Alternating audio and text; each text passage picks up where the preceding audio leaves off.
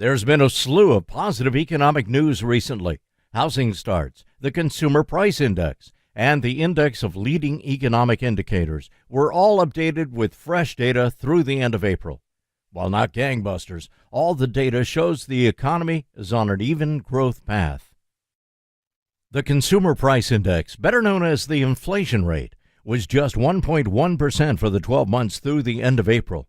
The low inflation rate is attributable to the major nosedive in gasoline prices in 2015. Another plunge like that seems unlikely in the months ahead, so it's better to look at the inflation rate excluding gasoline and food. Gasoline and food are the two most volatile components of the widely watched inflation rate, the headline inflation rate. Without gas and food, the core inflation rate was 2.1% for the 12 months through the end of April. This is in line with expectations of the Federal Reserve's growth forecast for the economy. So despite the low headline inflation rate, there is more inflation in the core that is on the way, and that is a sign the economy is growing according to the plan by the U.S. Central Bank.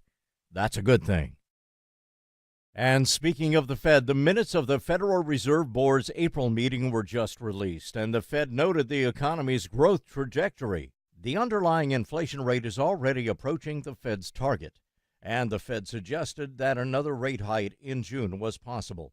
These are not signs of a slowing economy, and it appears the economy is about to get a material boost in the months ahead. The annual rate of construction starts on new residential houses is poised to boost U.S. GDP growth.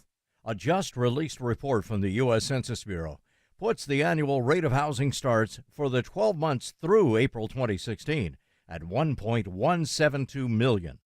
Based on data from the U.S. Census Bureau, that's well below the 1.5 million long-term mean annual rate of growth in housing starts. Housing is still recovering from the oversupply created in the economic boom and bust of the Great Recession. Housing starts are still reverting to their long-term mean rate of growth. Again, that is a good thing. Ultimately, demand for new housing stock in the U.S. is driven by our population growth. With a population of about 300 million, we need about 1.5 million residential new houses built annually to keep up. As we revert to the 1.5 million mean rate of housing starts, the ramping up in activity gives the economy a boost. You can actually see just how much of a boost the economy is expected to get.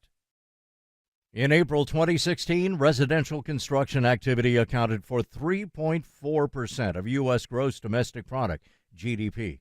However, as the annual growth rate of residential housing moves closer to its 1.5 million mean, housing starts will then generate about 5% of U.S. GDP activity.